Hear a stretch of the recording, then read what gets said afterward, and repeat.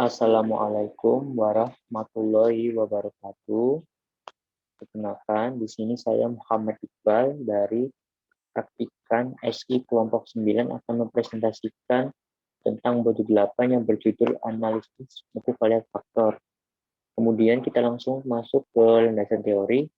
Jadi analisis faktor adalah alat analisis statistik yang digunakan untuk mereduksi faktor-faktor yang memengaruhi suatu variabel menjadi beberapa indikator saja tanpa kehilangan informasi yang berarti. Secara garis besar, tahapan pada analisis faktor antara lain yang pertama, memilih variabel yang layak dimasukkan ke dalam analisis faktor. Yang kedua, setelah jumlah variabel terpilih, maka dilakukan ekstraksi variabel tersebut hingga menjadi satu atau beberapa faktor. Yang ketiga, dilakukan proses rotasi untuk memperjelas apakah faktor terbentuk sudah secara signifikansi berbeda dengan faktor lain. Yang keempat, setelah faktor benar-benar sudah terbentuk, maka proses dilanjutkan dengan menambahkan faktor yang ada dan validasi hasil faktor. Pada dasarnya, tujuan analisis faktor adalah yang pertama, data summarization, yakni mengidentifikasi adanya hubungan antar variabel dengan melakukan uji korelasi.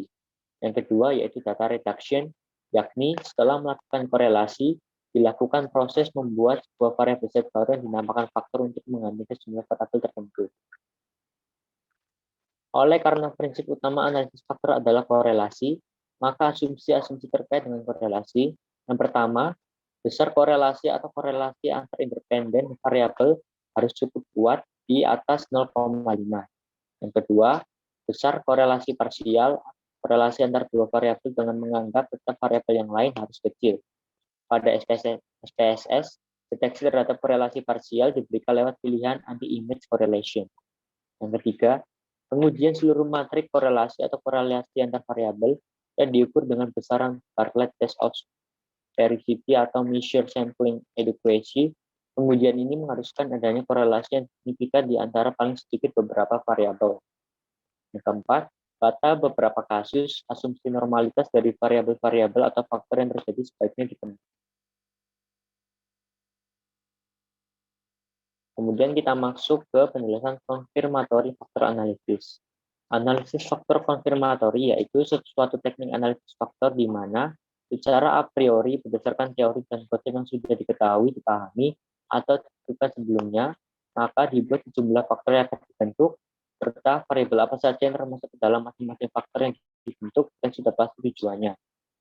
Pada dasarnya, tujuan analisis faktor konfirmatori adalah pertama, untuk mengidentifikasi adanya hubungan antar variabel dengan melakukan uji korelasi. Tujuan kedua, untuk menguji validitas dan reliabilitas instrumen. Dalam pengujian terhadap validitas reliabilitas instrumen atau kuesioner untuk mendapatkan data penelitian yang valid dan reliable dengan analisis faktor konfirmatori. Salah satu metode konfirmatori faktor analisis adalah metode PLS. Menurut Ghazali pada tahun 2006, tujuan PLS adalah membantu peneliti untuk tujuan prediksi. Model formalnya mendefinisikan variabel laten adalah linear agregat dari indikator-indikatornya. Baik estimate untuk menciptakan komponen skor variabel laten dapat berdasarkan bagaimana inner model atau model struktural yang menghubungkan antar variabel laten, dan outer model atau model pengukuran yaitu hubungan antara indikator dengan konstruknya. Dispesifikasi. Hasilnya adalah residual variance dari variabel dependent. Kemudian kita akan lanjut ke materi selanjutnya.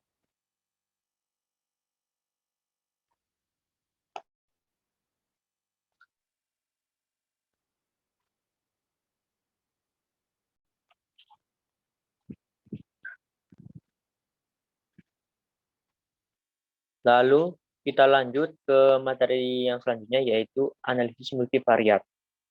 Analisis multivariat adalah salah satu dari teknik statistik yang diterapkan untuk memahami struktur data dalam dimensi tinggi, di mana variabel-variabel yang dimaksud tersebut saling terkait satu sama lain, di mana minimal ada satu variabel terikat dan lebih dari satu variabel bebas serta terdapat korelasi atau keterikatan antara satu variabel dengan variabel lainnya. Maka, dapat diartikan bahwa analisis multivariat juga merupakan analisis yang melibatkan cara perhitungan yang kompleks. Tujuannya adalah agar dapat memahami struktur data berdimensi tinggi dan saling terkait satu sama lain. Suatu variat dari sejumlah n variabel yang terbobot X1 sampai dengan Xn dapat dinyatakan secara matematis dengan adalah sebagai berikut. Nilai variat sama dengan W1 kali X1 ditambah W2 kali X2 ditambah W3 kali X3 hingga seterusnya. Lalu jenis data yang digunakan adalah data metrik dan non-metrik. Data metrik adalah data yang bersifat numerik atau berisi angka-angka dan dapat dilakukan perhitungan matematis dalamnya. Misal nilai ujian, tingkat IQ, berat badan, dan lain-lain. Data metrik disebut juga dengan data numerik atau data kuantitatif. Dalam hal ini data metrik ada dua macam, yaitu data interval dan data rasio. Untuk lebih jelasnya, dapat dipelajari tentang skala data. Sedangkan data non-metrik adalah data non-numerik atau disebut juga data kualitatif atau data kategorik. Ada dua macam jenis data non-metrik ini, yaitu data nominal dan data ordinal. Sekali lagi, agar dapat dipahami lagi, kita dapat pelajari skala data.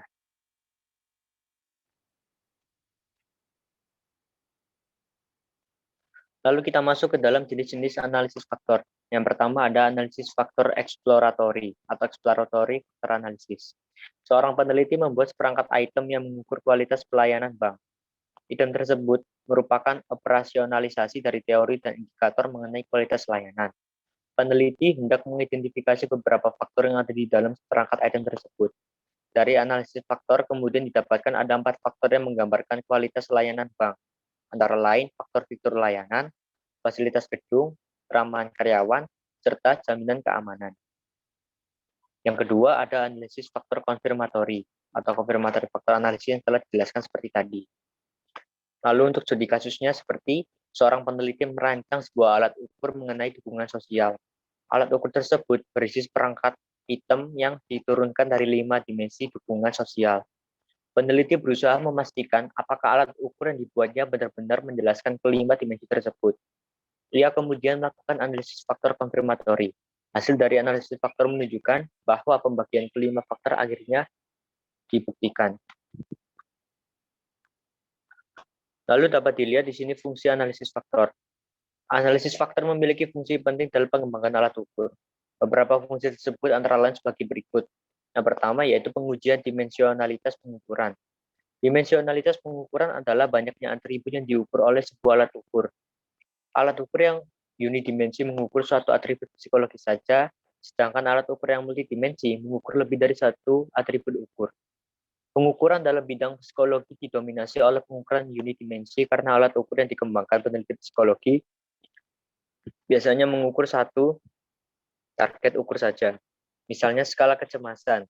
Skala ini diharapkan mengukur atribut kecemasan saja dan tidak mengukur atribut yang lain.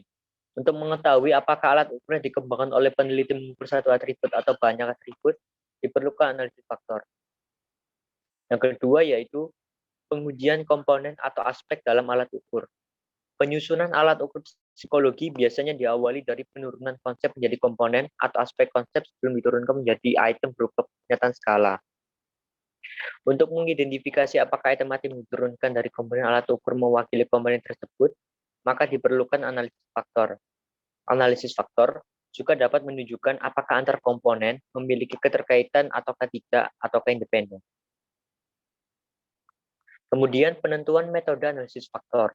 Terdapat dua cara yang dapat dipergunakan dalam analisis faktor, khususnya koefisien superfaktor yaitu prinsipal komponen dan common factor analisis.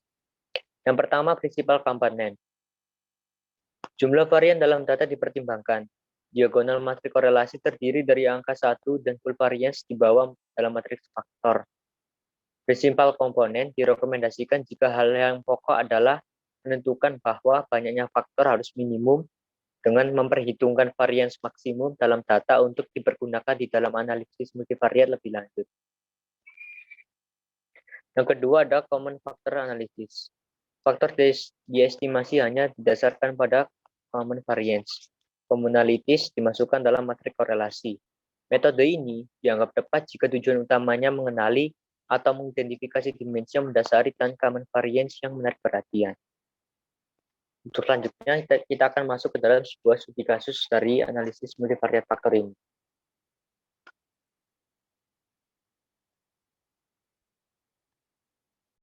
Kemudian kita lanjut ke dalam studi kasus. Jadi studi kasus yang saya ambil di sini berdasarkan laporan resmi, yaitu melakukan riset untuk mengetahui apa saja yang mendorong seseorang untuk menggunakan smartphone.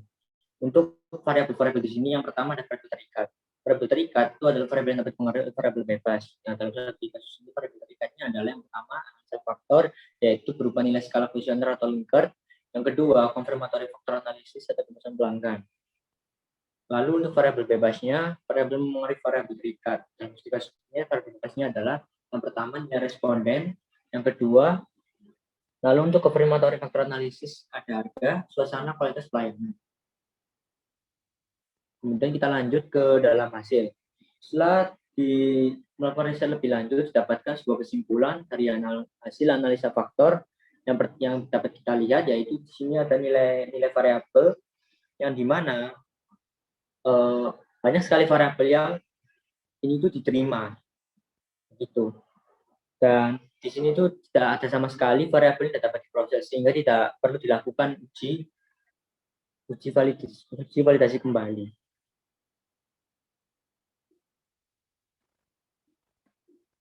Mungkin sekian dari penjelasan saya. Apabila ada salah kata, Assalamualaikum warahmatullahi wabarakatuh.